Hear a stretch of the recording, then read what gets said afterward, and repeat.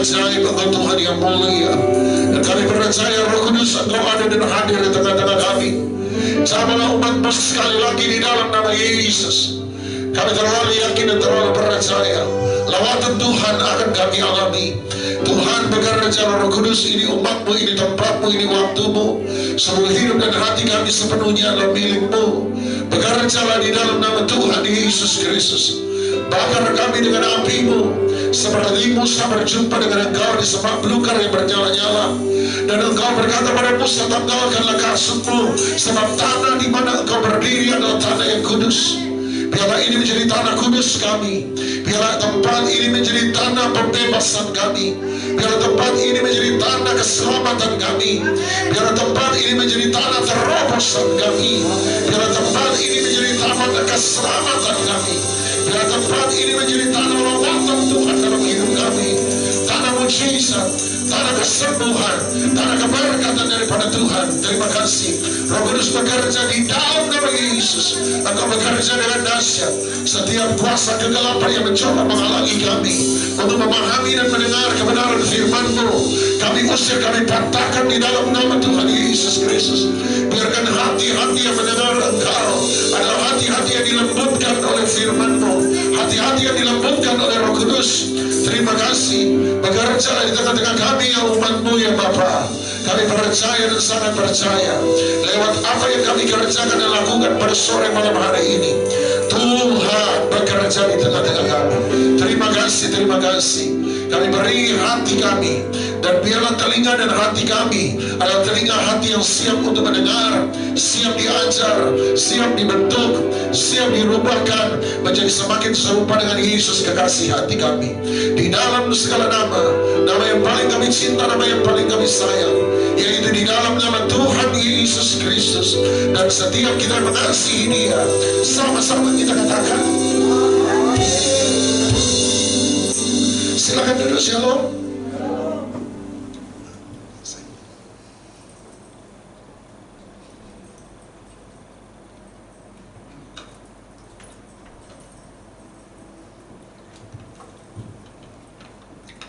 Ya, terima kasih buat kesempatan yang diberi, dan hari ini saya tahu Anda bisa datang ke tempat ini semua karena anugerah Tuhan. Dan hari ini saya bawa Anda pada satu kebenaran firman Tuhan terambil dari Yosua pasal 21 ayat yang ke-45.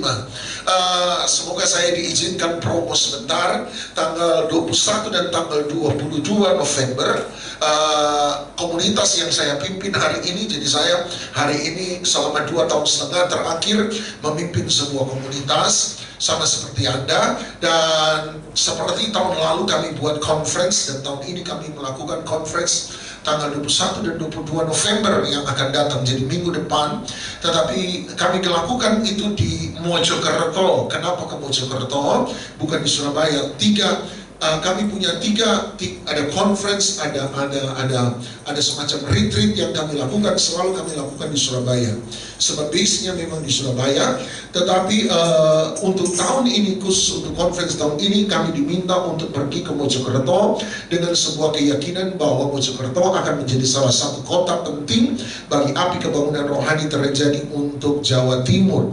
Dan oleh sebab itu Anda doakan kami, dan kalau Anda mau hadir, saya nanti kirim flyer, dan sudah kirim flyer ke Bu Yenti supaya kemudian Anda bisa tanya. Dan kita akan lakukan itu dari pagi sampai sore, jam 9:30, jam 10 sampai jam 4:30, jam 5 sore, jadi tidak sampai malam. Akan dilayani oleh 4 pembicara selain saya sendiri. Ada Pastor Michael Wijaya yang sekarang berdomisili, dia dari Amerika, sudah berdomisili di Indonesia kembali.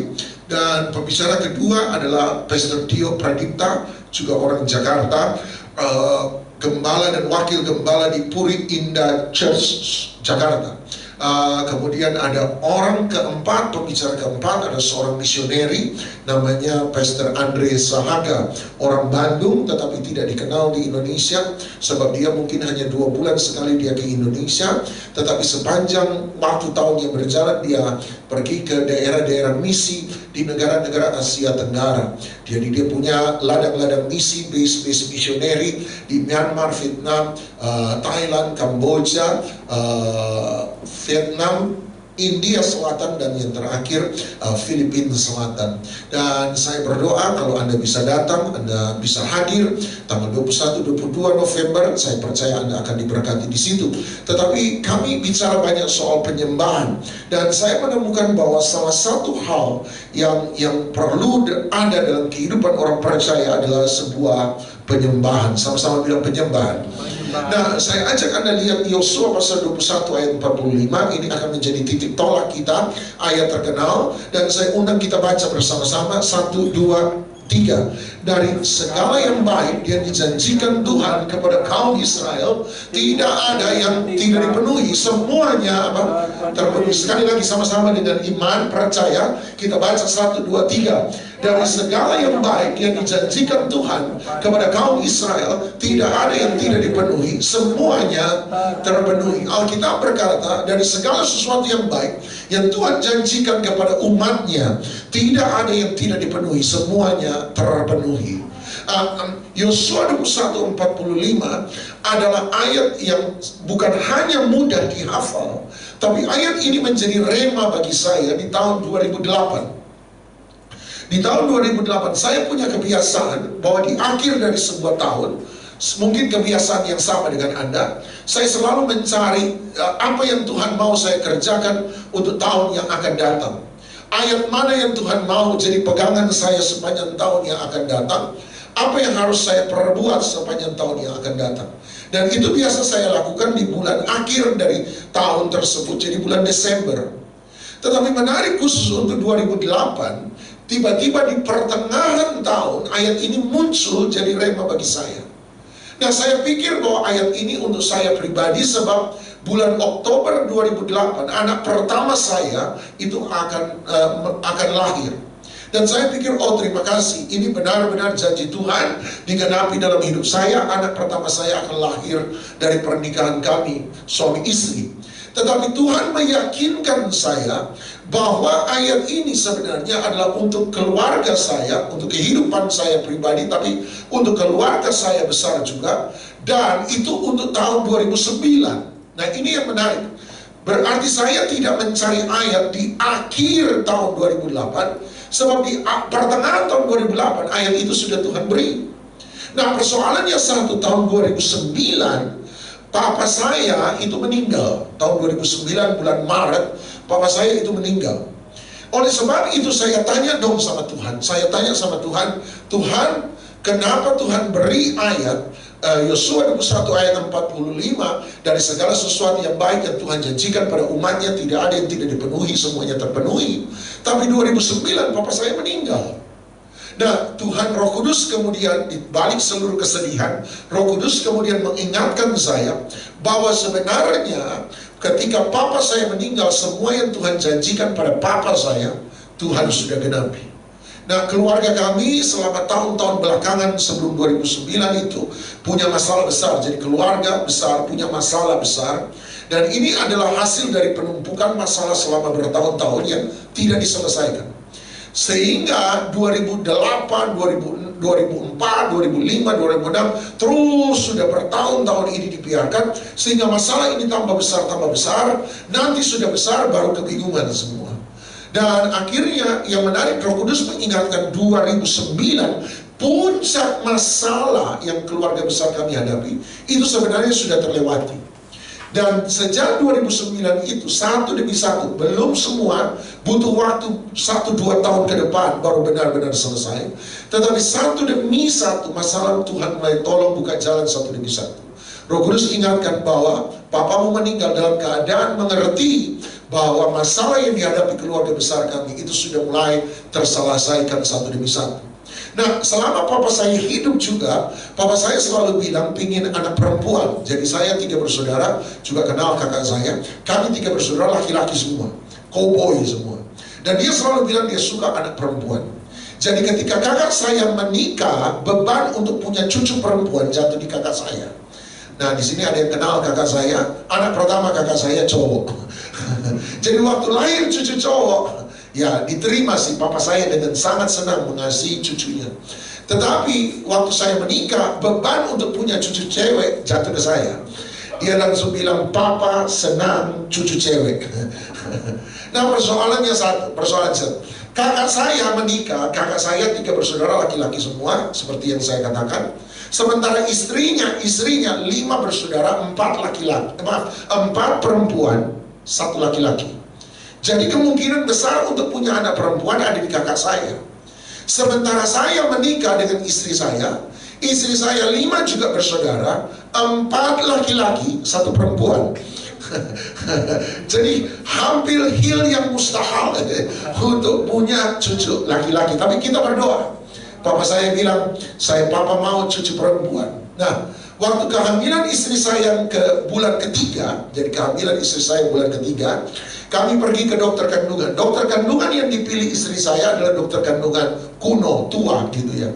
Mungkin Anda pernah dengar dokter Kusuma yang ada di Kalibokor. Yang kalau dengar detak jantung itu pakai corong itu. Dengar detak jantung itu masih pakai corong.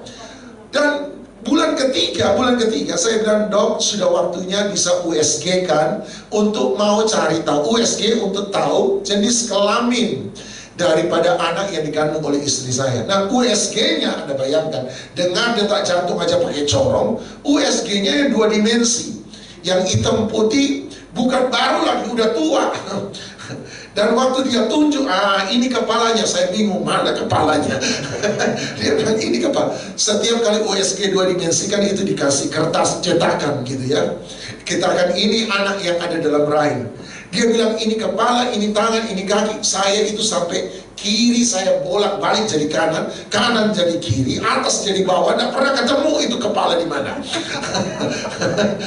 Saya satu kali bilang ini kepala, saya bilang betul itu kayak kepala. Saya bilang ini tangannya dok, saya sok pinter kan, tangannya. Dia bilang bukan, itu kakinya.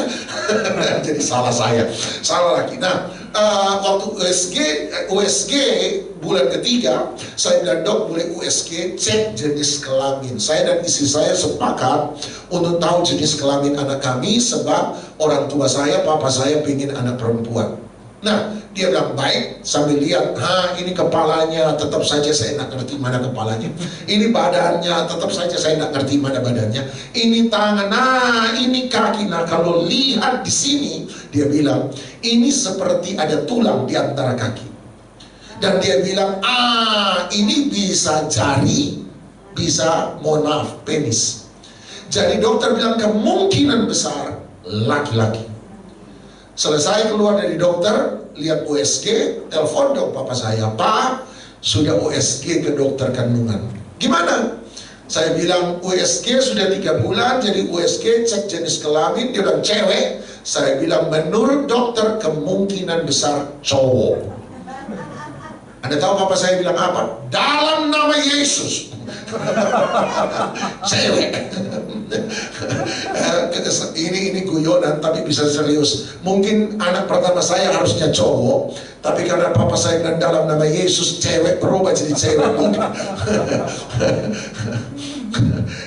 Makanya anak pertama saya jadi masih usia 4 bulan atau 5 bulan, papa saya meninggal. Kemudian lahir anak kedua. Yang anehnya anak kedua juga cewek.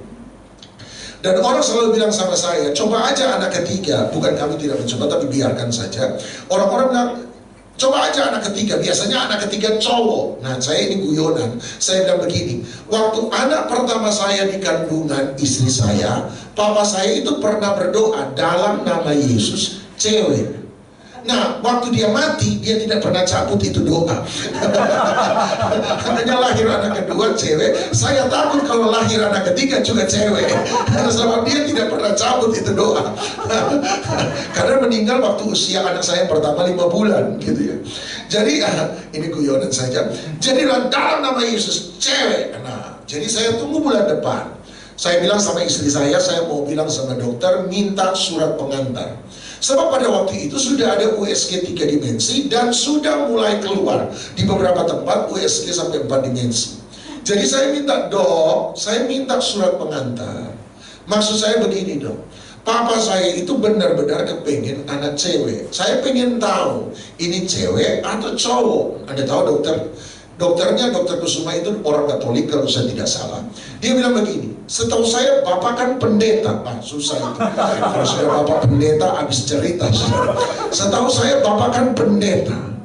Bapak kan tahu di hadapan Tuhan cewek dan cowok sama saja, Pak.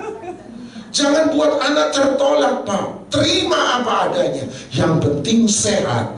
Akhirnya tidak bisa minta. Akhirnya saya dan istri sepakat, kita tidak mau tahu lagi jenis kelamin bayi yang ada dalam kandungan istri saya. Ketika hari untuk melahirkan, jadi saya temani istri saya melahirkan di kamar bersalin. Sudah lupa soal itu, sebab Anda lihat sibuk dengan istri saya, sibuk untuk menguatkan dia, menenangkan dia. Dan waktu melahirkan keluar, kemudian dokter pegang, dia bersihkan, dokter pegang, dan dia berkata, "Nah, Pak, selamat dapat anak perempuan."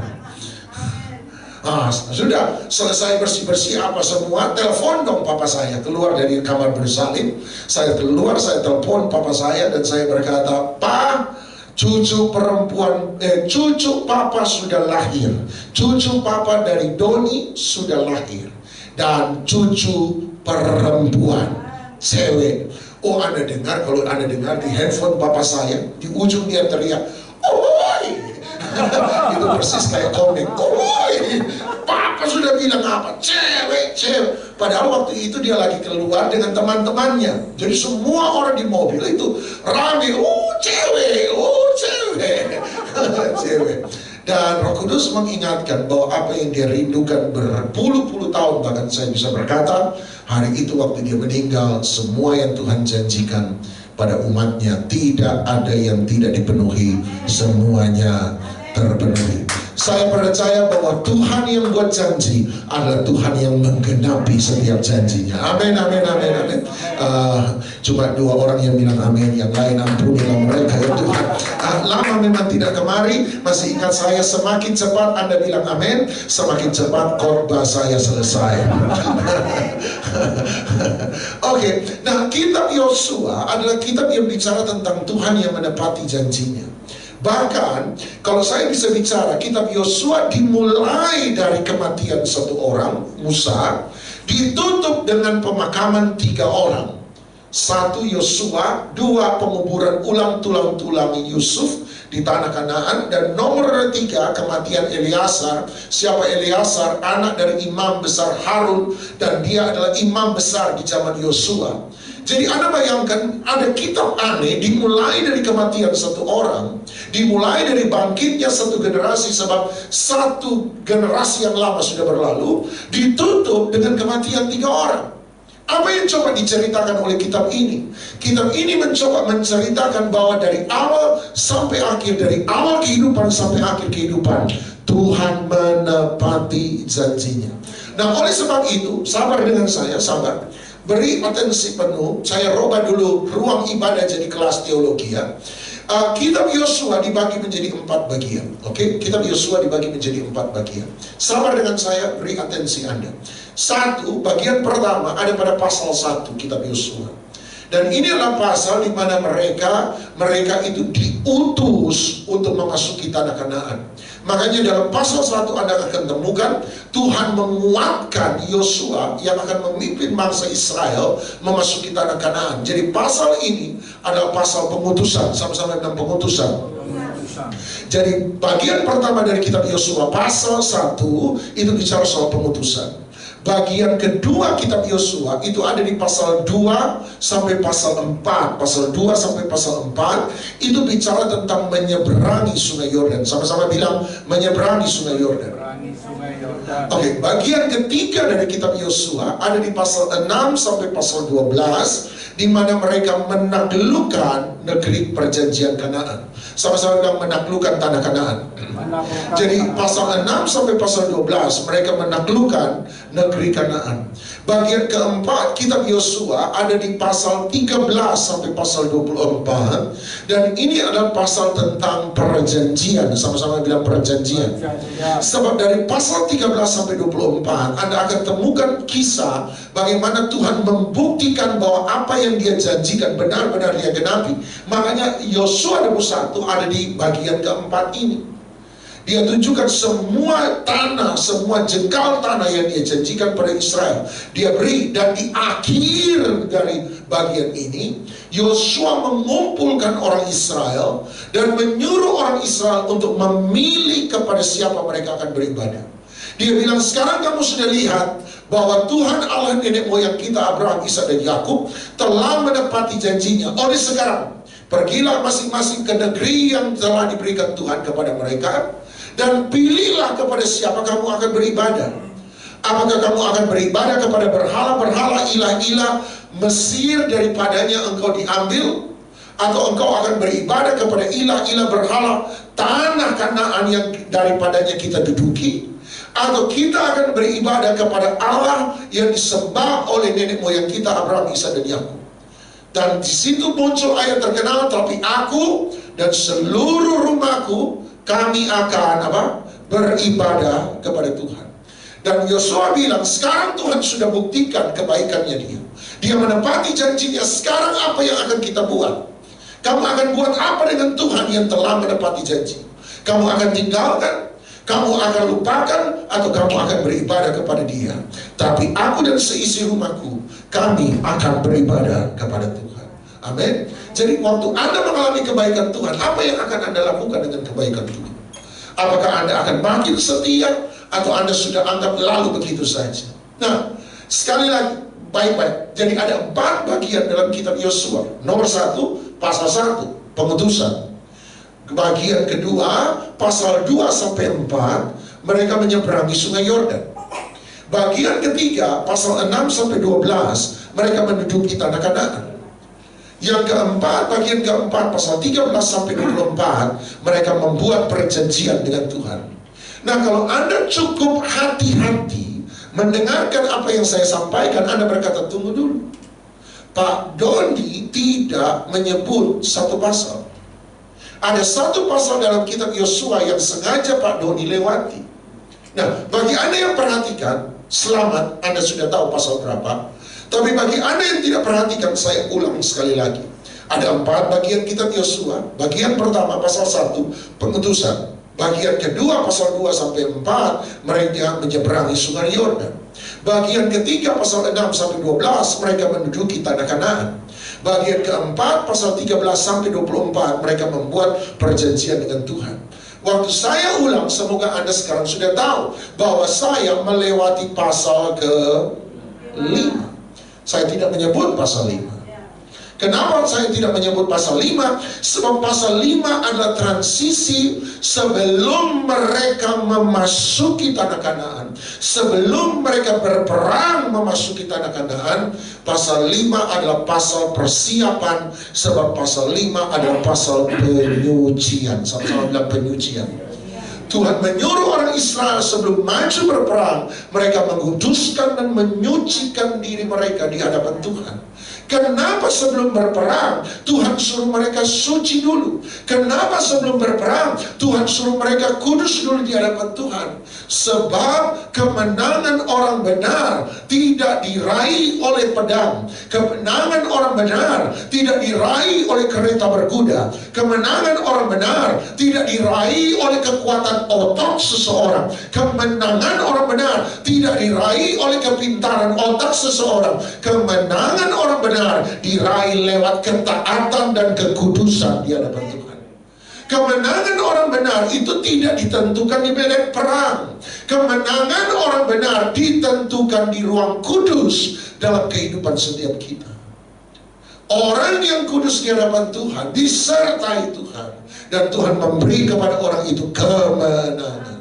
Oleh sebab itu dia bilang, kuduskan dirimu, sucikan dirimu. Dan ada 3 penyucian yang Tuhan lakukan untuk orang Israel dalam pasal 5. Nah, mari sekarang datang ke pasal 5. Ada 3 penyucian, saya sebut saja bagi Anda supaya Anda tidak bertanya-tanya lebih jauh. Nomor 1, ayat 3 dari pasal 5, yaitu sunat. Sama-sama bilang sunat. Nomor 2, pasal 10 dari ayat pasal 5, ayat ke-10 dari pasal 5 itu bicara soal makan Paskah. Sama-sama bilang Paskah. Dan penyucian ketiga ada di ayat 12 dari pasal 5. Dia bicara soal dia menghentikan mana bagi orang Israel. Jadi ada 3 hal. 1 sunat, 2 Paskah, 3 mana.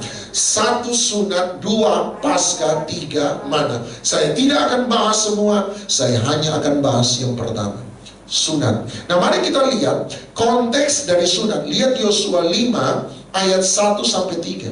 Yosua pasal 5 ayat 1 sampai 3. Ini konteksnya. Yosua pasal 5 mulai dari ayat 1. Ketika semua raja orang Amori di sebelah barat sungai Yordan dan semua raja orang Kanaan di tepi laut mendengar bahwa Tuhan telah mengeringkan air sungai Yordan di depan orang Israel sampai mereka dapat menyeberang, maka tawarlah hati mereka dan hilanglah semangat mereka menghadapi orang Israel itu. Jadi ini konteksnya. Konteksnya adalah ketika orang Israel menyeberangi sungai Yordan, siap untuk berperang melawan orang-orang di negeri Kanaan, Alkitab berkata musuh-musuh mereka, penduduk-penduduk negeri Kanaan yang asli, ketika tahu bagaimana Tuhan buat mujizat dalam hidup orang Israel, maka mereka menjadi tawar hati dan hilang semangat. Dan ini adalah bagi saya adalah kesempatan terbaik bagi orang Israel untuk berperang. Yang setuju katakan amin. Anda lihat, ketika musuh kita takut, maka mereka sebenarnya sudah kalah sebelum berperang. Sama-sama bilang, ketakutan membuat kita kalah sebelum berperang. Kenapa iblis mau buat Anda takut? Sederhana, sebab ketika Anda menjadi takut, maka sebenarnya Anda sudah kalah sebelum berperang. Ketakutan, kekhawatiran membuat kita tidak berani melangkah. Padahal apa yang kita khawatirkan dan takutkan seringkali tidak terjadi. Betul? Seringkali tidak terjadi. Tapi karena kita sudah takut, khawatir dulu, kita tidak pernah mau mencoba, kita tidak pernah mau berperang, kita tidak pernah mau melangkah maju. Makanya setan selalu, salah satu senjata terbesar setan adalah membuat kita ada di dalam ketakutan. Yang setuju katakan amin. Oleh sebab itu jangan takut. Dalam nama Tuhan Yesus, jangan takut. Kalau Tuhan berserta dengan kita, kita tidak perlu takut. Amin. Amin. Semuanya pada lemas-lemas. Saya sudah keringatan, urat leher keluar, muncrat kanan, muncrat kiri. Ampunilah mereka ya Tuhan. Bilang sama sebelah, kalau ada orang sebelah bilang jangan takut. Nah, makanya orang selalu menggertak orang sebelum berperang. Coba Anda lihat kalau mau berkelahi, mulai gertak tuh. Muka digarang-garangin kan begitu. Ada satu teman saya itu pelatih gym, itu ototnya gede, sudah. Memang ototnya gede. Oh, PT ya, yang ototnya gede. Satu kali dia muat di Instagramnya dia, ada satu video klip dia ikut lomba. Lomba yang Anda tahu ada ban itu, biasanya jalan di ban itu yang begini. Jadi jalan ban. Nah, menariknya waktu dia lewat ban, itu lewat ban jadi ada banyak, jadi masuk ke dalam lubang ban itu, jadi jalannya begini, dia jalannya begini. Saya bilang, bro, lain kali jangan ada suaranya. Otot gak dia, tapi waktu bicara, orang udah gak jadi takut gitu ya. Lebih baik nak ngomong, lebih baik gitu. Saya bilang ini badan preman, hati benar-benar Hello Kitty. Jadi kalau dia tidak bersuara, orang takut, badan gede. Badan gede. Makanya sebelum perang, kita itu harus main sok-sokan dulu kan gitu. Supaya siapa yang takut, dia kalah sebelum berperang. Nah, itu adalah momen terbaik untuk berperang. Tapi aneh bin ajaib, Anda baca ayat 2. Anda baca ayat 2, kemudian Tuhan berkata pada waktu itu, berfirmanlah Tuhan kepada Yosua, buanglah pisau dari batu dan sunatlah lagi orang Israel untuk kedua kalinya. Untuk kedua kalinya, bukan sunat 2 kali. Nah, ada orang disunat 2 kali, kasihan. Artinya dalam 40 tahun pengembaraan orang Israel, mulai dari keluar dari Mesir sampai memasuki tanah Kanaan, hanya ada 2 kali Tuhan menyuruh orang Israel untuk sunat. Satu, ketika mereka keluar dari Mesir sebelum memasuki padang gurun. Setelah itu semua orang yang lahir, semua anak yang lahir pada masa 40 tahun pengembaraan di padang gurun tidak pernah disunat. Inilah sunat untuk kali kedua bagi orang Israel. Jadi yang akan disunat adalah semua yang lahir di padang gurun berusia 40 tahun ke bawah. Lihat ayat yang ketiga. Lalu Yosua membuat pisau dari batu dan disunatnya lah orang Israel itu di bukit kulit katan. Nah, menarik sekali adalah ketika mereka harusnya maju berperang, ini kesempatan terbaik untuk perang. Tiba-tiba Tuhan berkata, Yosua sunat. Kalau saya jadi Yosua, Tuhan tunggu dulu dong. Kita perang, kita kalahkan mereka. Mumpung kesempatan yang baik, mereka lagi takut. Kalau kita sunat, berarti kita harus menunggu sembuh. Kita ada dalam keadaan lemah. Musuh punya kesempatan menyiapkan diri. Mereka punya kesempatan mengatur pertahanan. Mereka punya kesempatan mengatur strategi. Dan kita kehilangan momen terbaik untuk mengalahkan musuh-musuh kita. Tapi Tuhan bilang sunat. Artinya dia mau mereka mengandalkan bukan pada kesempatan sekalipun. Mereka mau, Tuhan mau mereka mengandalkan Tuhan dalam segala hal. Amsal 3 ayat 5 sampai 6 ayat terkenal. Percayalah kepada Tuhan dengan segenap hatimu dan janganlah bersandar kepada pengertianmu sendiri. Ayat 6, akuilah dia dalam segala lakumu, maka dia akan meluruskan jalanmu. Dia bilang percayalah kepada Tuhan dengan segenap hati. Jangan bersandar pada pengertianmu sendiri. Menurut Yosua ini terbaik. Jangan bersandar. Percaya saja sama Tuhan. Kedua, akuilah dia dalam segala lakumu. Artinya apapun yang kita kerjakan, apapun yang kita lakukan karena kita tahu itu Tuhan mau. Makanya tadi saya bilang, kita ini biasa, komunitas saya itu biasa buat acara di Surabaya. Buat acara di Surabaya, kemudian tiba-tiba karena berpartner dengan yang namanya Michael Wijaya.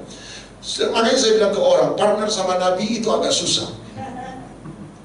Tiba-tiba kita udah nyaman di Surabaya. Terakhir acara kita di Surabaya sudah 350-370 orang.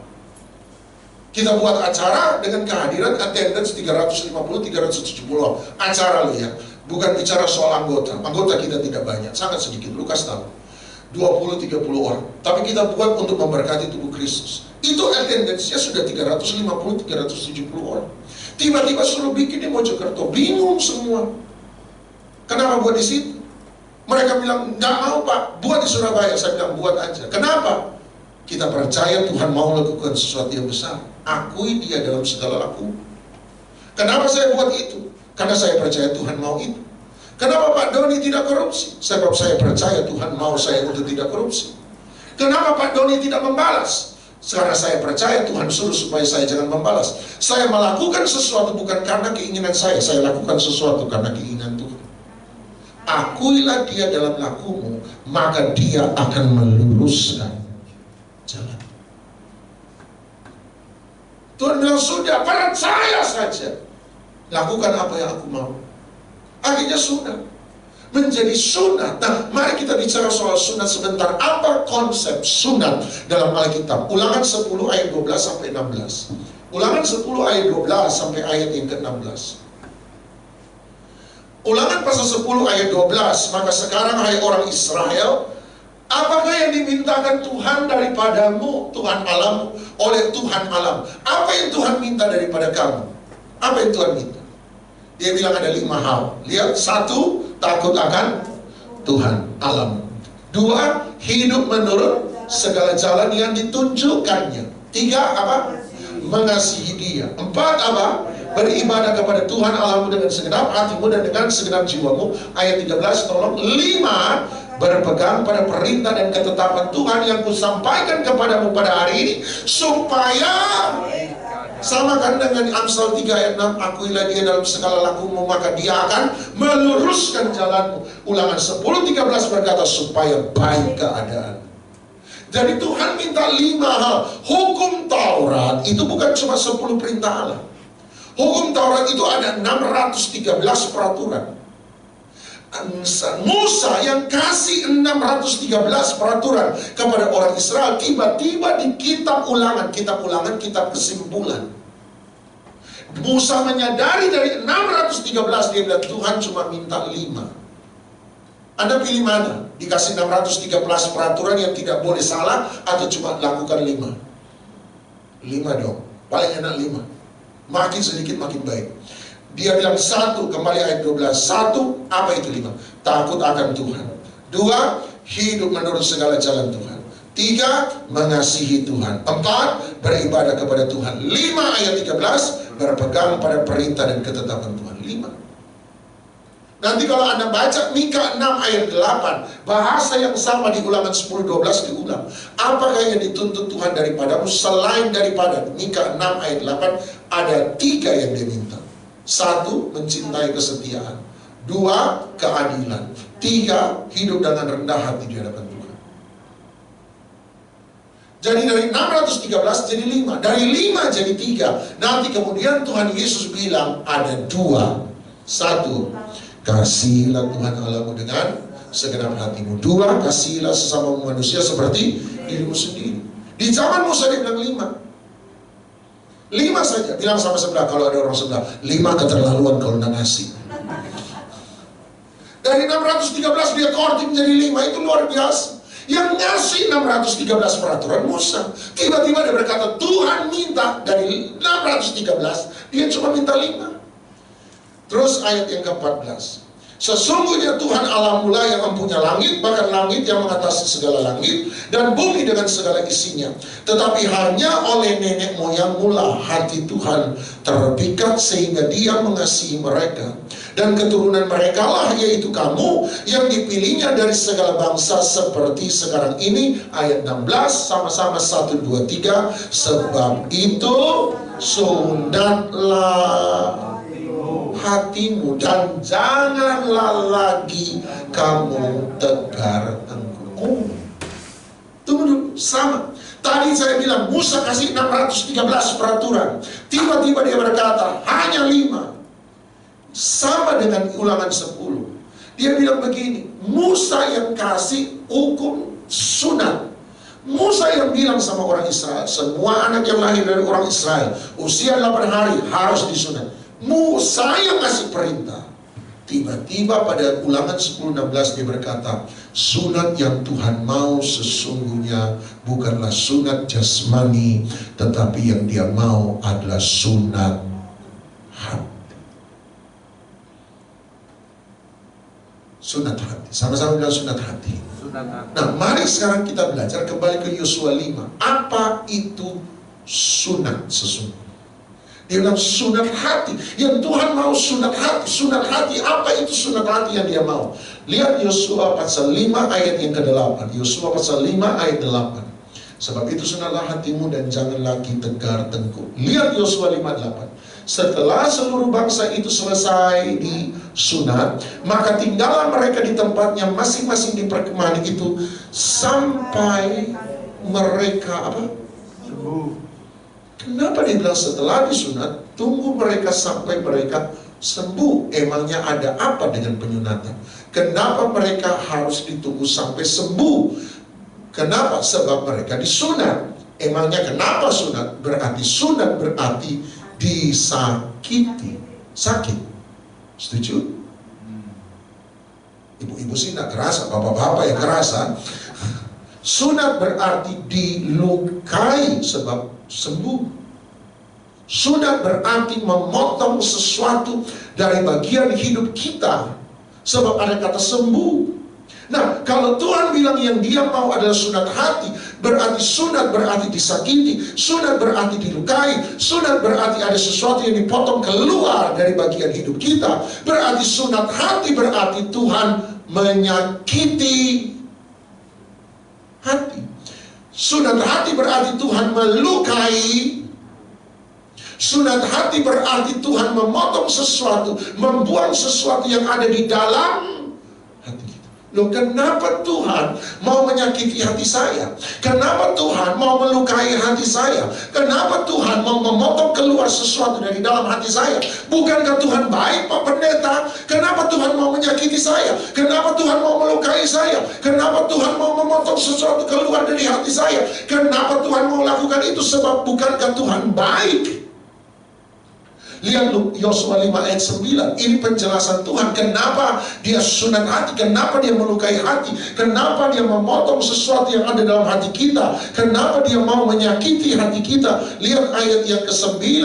Ayat 9 dia berkata, dan berfirmanlah Tuhan kepada Yosua, sebab hari ini telah kuhapuskan celah Mesir daripada. Sekali lagi, sunat berarti dilukai, sunat berarti disakiti, sunat berarti dipotong keluar, memotong keluar sesuatu dari dalam hati kita. Sunat hati berarti dilukai hati kita, disakiti hati kita, memotong keluar sesuatu dalam hati kita. Kenapa? Kenapa Tuhan mau melukai saya? Kenapa Tuhan mau menyakiti hati saya? Kenapa Tuhan mau memotong sesuatu keluar dari hati saya? Lihat ayat 9 dia berkata, supaya dengan demikian aku bisa menghapus, aku bisa membuang, aku bisa melepaskan celah Mesir.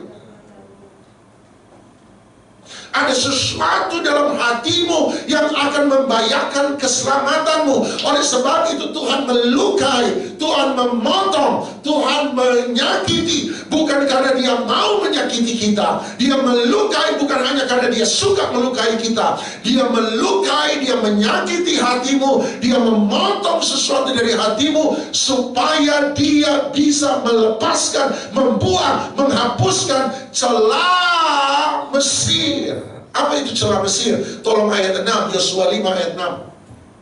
Apa itu celah Mesir? Lihat, sebab 40 tahun lamanya orang Israel berjalan melalui padang gurun sampai habis mati seluruh bangsa itu, yakni prajurit yang keluar dari Mesir. Sama-sama, 1, 2, 3. Yang tidak mendengarkan firman Tuhan, itulah celah Mesir. Makanya tadi Ulangan 10 ayat 16, sudahlah hatimu dan jangan lagi tegar tengkuk. Kenapa jangan lagi tegar tengkuk? Sebab kamu selalu tidak mau mendengarkan firman Tuhan. Ketidaktaatan dalam kehidupan kita itu membawa penyakit rohani, kanker rohani dalam hidup Anda dan saya. Oleh sebab itu Tuhan seperti dokter bedah.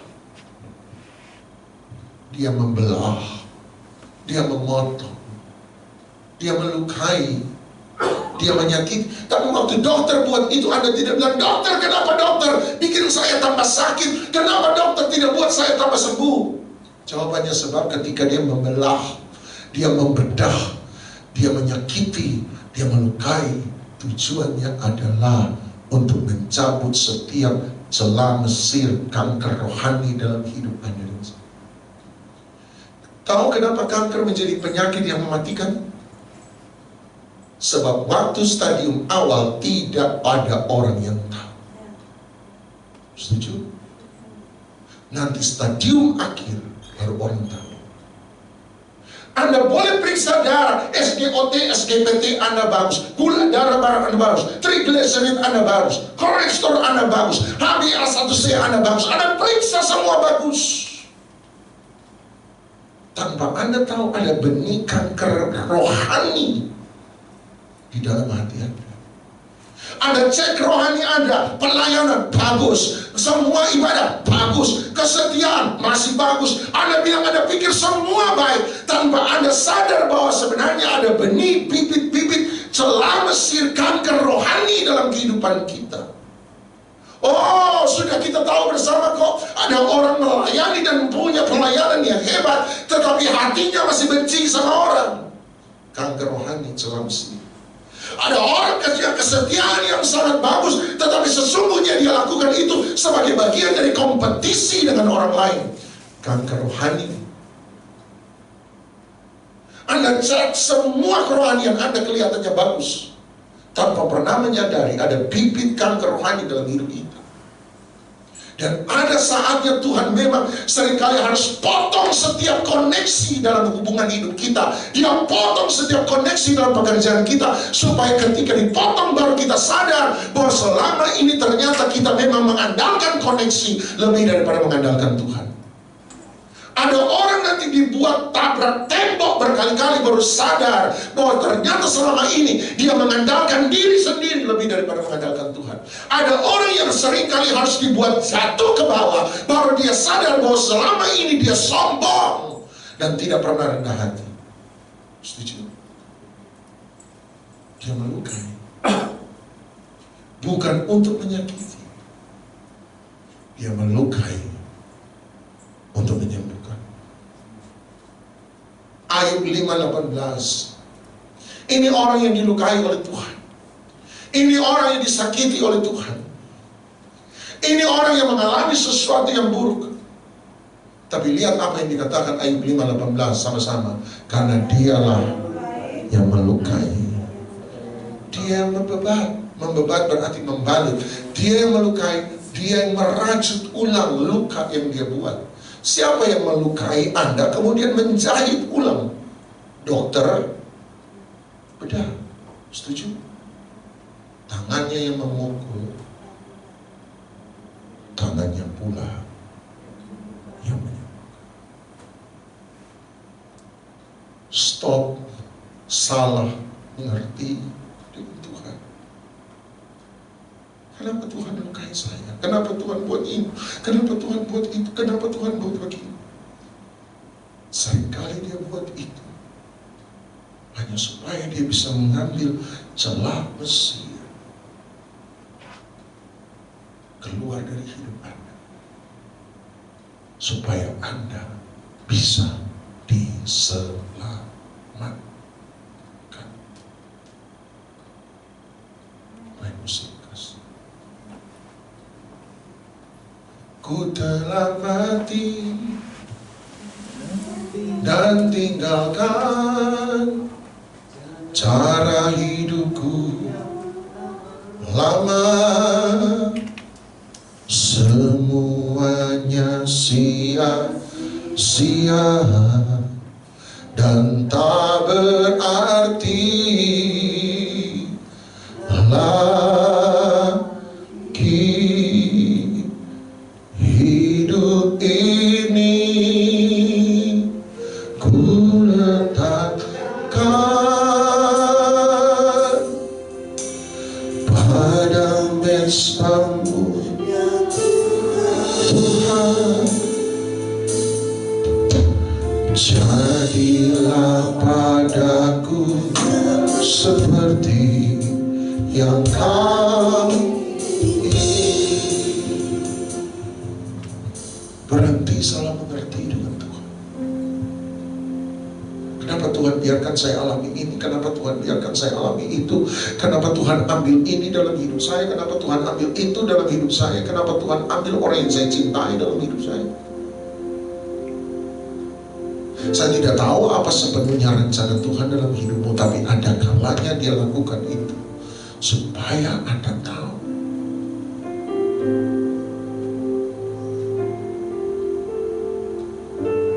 Seringkali ada kanker-kanker rohani dalam kehidupan kita.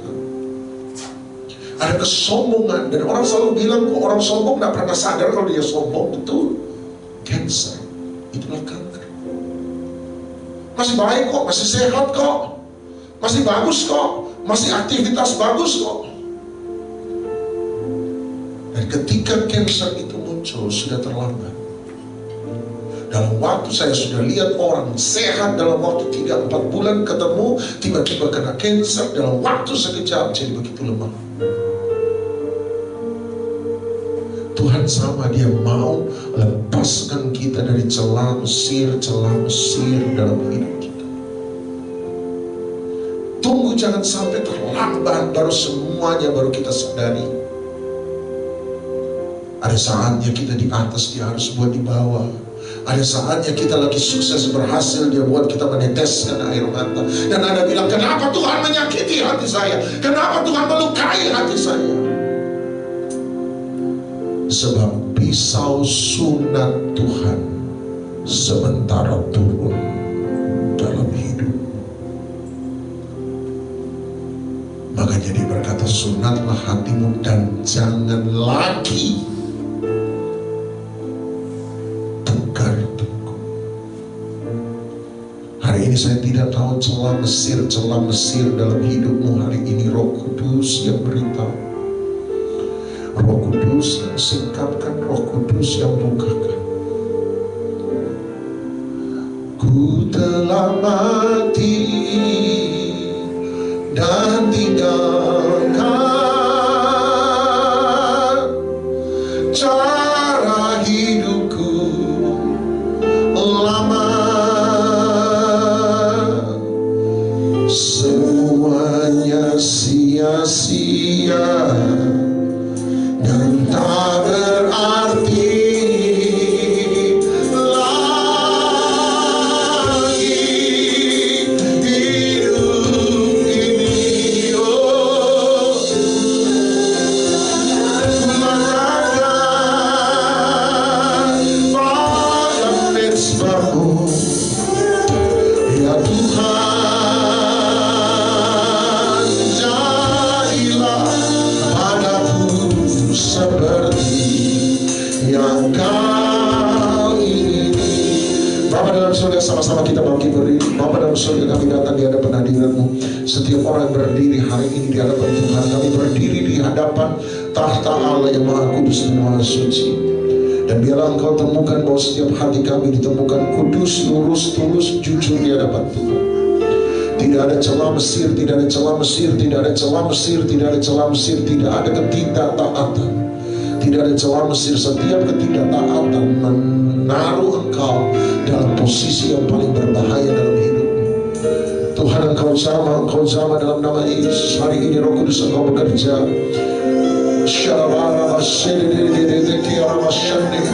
Roh Kudus Engkau jamah dalam nama Tuhan Yesus Kristus. Engkau jamah. Haleluya, haleluya. Oh, terima kasih Engkau jamah, terima kasih. Engkau yang bekerja lebih lanjut, Engkau yang bekerja lebih jauh.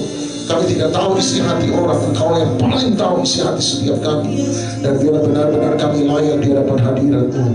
Terima kasih Engkau jamah, Engkau bicara lebih jauh dalam nama Tuhan Yesus Kristus. Allah lepaskan dan serahkan dalam nama Tuhan Yesus Kristus. Jamah bekerja, Engkau bicara dalam nama Yesus, dalam nama Yesus, dalam nama Yesus. Lawatan Tuhan, lawatan pertobatan terjadi, lawatan kesembuhan terjadi dalam nama Tuhan Yesus Kristus, dalam nama Yesus. Haleluya, haleluya, haleluya, haleluya, haleluya, haleluya, haleluya. Terima kasih, terima kasih, terima kasih, terima kasih Tuhan, terima kasih. Kami mengucap syukur, kami periksa hidup kami masing-masing di hadapan Engkau. Dan apabila Engkau temukan apapun yang salah dalam hidup kami yang tidak berkenan padamu, Engkau mau berurusan dengannya, beruruskanlah di dalam nama Yesus Kristus. Hamba serahkan seluruh hidup dan kehidupan kami di dalam tangan Tuhan Allah yang hidup dan yang berkuasa itu. Di dalam nama Tuhan Yesus Kristus, yang percaya, dilawan diberkati Tuhan, sama-sama kita katakan amin, amin, amin. Sekarang